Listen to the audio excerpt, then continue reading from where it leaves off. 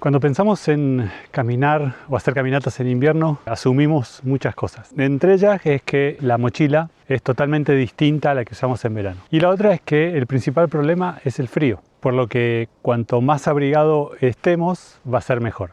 En invierno hay situaciones en las que estás perfecto, estás abrigado, estás calentito, y de repente en un minuto cambió todo. Y no siempre tiene que ver con la temperatura que marca el pronóstico. Tiene que ver con el viento, con la lluvia, con el terreno, con la nieve. También tiene que ver mucho con el equipo que estás llevando. Así que en este video quiero mostrarte un poco cuáles son las cosas que estoy llevando en las caminatas y qué cosas hicieron que cambie la forma de preparar y de hacer estas caminatas. Porque quizás al final descubramos que la mochila que llevamos en verano no es tan distinta a la que llevamos en invierno, pero sí hace falta que prestemos atención a ciertas cosas que en verano pasamos por alto. Antes que nada, el aviso de siempre, no soy un experto, no soy guía de trekking, solamente te cuento estas cosas desde mi experiencia haciendo varias caminatas en invierno. Antes de preparar la mochila y salir a caminar, hay algo muy importante. Y se trata de averiguar cómo va a estar el lugar al que voy a ir. Porque en invierno no alcanza solamente con mirar la temperatura. Yo reviso el pronóstico, cómo va a estar el viento, cuáles van a ser las precipitaciones y específicamente trato de saber cómo va a estar el lugar al que estoy yendo. Para eso me sirve mucho contactar o estar pendiente de las publicaciones que hacen en las redes sociales los refugios. Ahí te cuentan cómo va a estar el sendero, qué cantidad de nieve hay, qué equipo hace falta para llegar hasta ahí. Y también hay que estar pendiente de las habilitaciones que hace el Parque Nacional. A veces los senderos se cierran porque hubo una tormenta y se cayeron los árboles o el sendero ya no está en condiciones o porque se espera una tormenta y es peligroso estar caminando en un bosque, pueden estar cayendo ramas. También en esta época conviene mirar el aviso de avalanchas y quizás anuncios de defensa civil. Hace poco, por ejemplo, en la caminata al refugio Frey me sirvió mucho estar pendiente de las historias que publicaban los chicos del refugio. Estaba en dudas de si llevar o no raquetas y con un simple pantallazo del sendero me di cuenta que no hacía falta, pero sí recomendaban llevar crampones. La nieve puede tapar el sendero y hace que el lugar sea totalmente distinto al que conocemos. Por eso, aunque camine por un lugar que ya conozca, siempre me llevo un mapa del recorrido. Y antes de salir defino algo fundamental. ¿A qué hora voy a pegar la vuelta? ¿A qué hora voy a volver? En invierno las horas de luz son muchas menos y es importante marcarse un horario en que ya hay que volver, si haya llegado al objetivo o no. Si a determinada hora no llegué al objetivo, ya sé que tengo tantas horas para volver. Y además lo de siempre, hago el registro de trekking y le aviso a alguien, a Romy, cuál va a ser mi recorrido.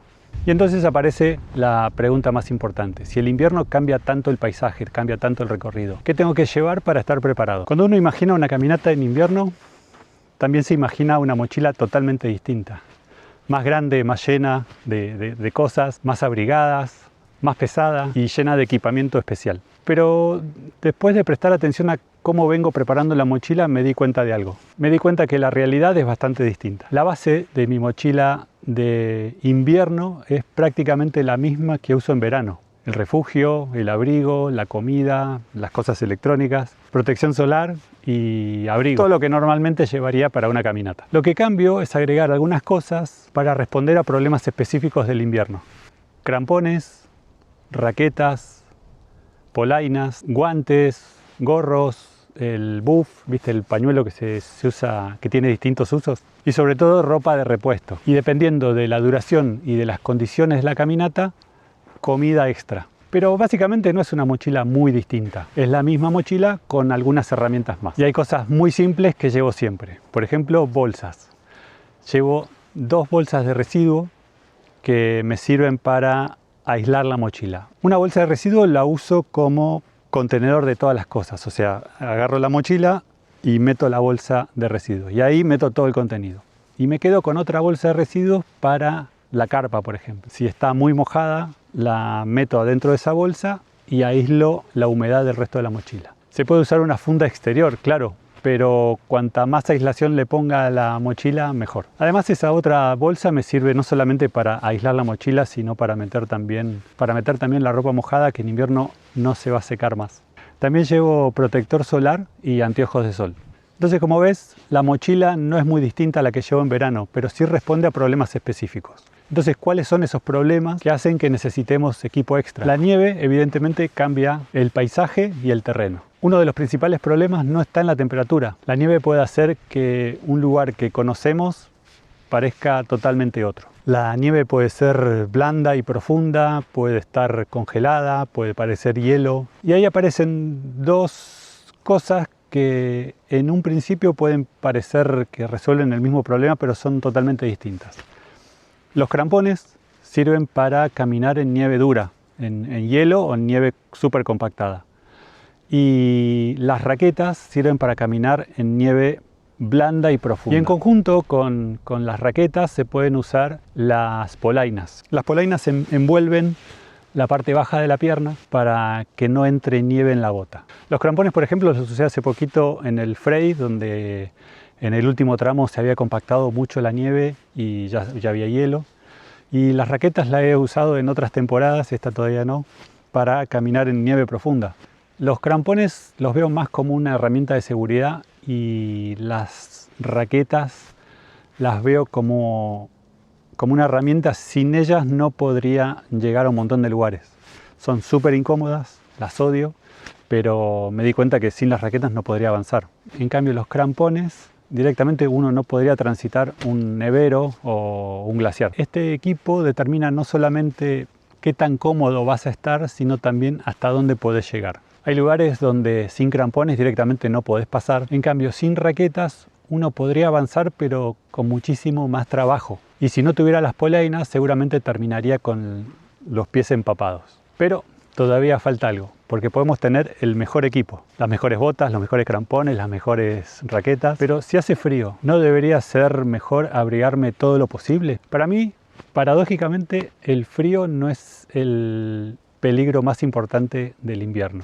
Porque cuando estamos en invierno es lógico pensar, hace frío, me abrigo. Cuando caminamos, y sobre todo con una mochila pesada y haciendo mucho esfuerzo, nuestro cuerpo genera calor. Y si nos abrigamos demasiado, empezamos a transpirar. Ahí tenemos otro problema, porque además del frío, tenemos que empezar a preocuparnos de la humedad. La de afuera y la que generamos desde adentro. Yo lo aprendí de dos maneras diferentes. En la caminata hace poquito al Cerro Tres Reyes, ya estábamos en invierno, pero no había nieve. Pero salí muy tarde, empecé la caminata muy tarde y estuve corriendo durante toda la tarde. Muy tarde. Y eso me hizo transpirar un montón. Llegué al lugar donde finalmente pasé la noche y tenía la remera empapada. Y me la tuve que cambiar enseguida. Esa remera no se secó nunca. Ya tenía ropa de cambio para usar el otro día, así que la guardé.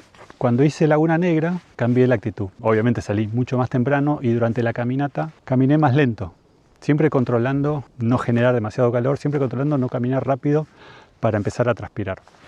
Y pude usar la remera a la noche para dormir y al día siguiente para caminar. No hizo falta cambiarme la ropa. Entonces, con esas experiencias entendí algo que trato de transmitirte ahora. La forma de caminar, el ritmo, también forma parte, si querés, del equipo que llevas en invierno.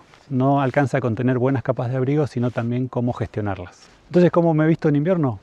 Aplico el mismo concepto de capas que usamos en verano.